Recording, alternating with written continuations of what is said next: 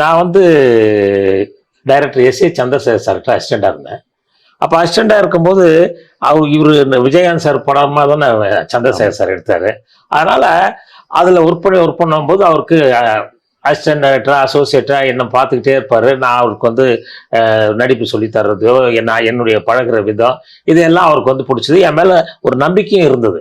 இவர் நல்லது வருவார், பெரிய டைரக்டர் வருவார், இவர்கிட்ட திறமை இருக்குது அப்படின்றது அவருக்கு வந்து முதல்ல ஆரம்பமே சொன்னார். முதல்ல என்கிட்ட உங்களுடைய முதல் படம் நான் தான் எடுப்பேன், நான் தான் தயாரிப்பேன், நான் தான் ஹீரோவா நடிப்பேன் அப்படின்னாரு.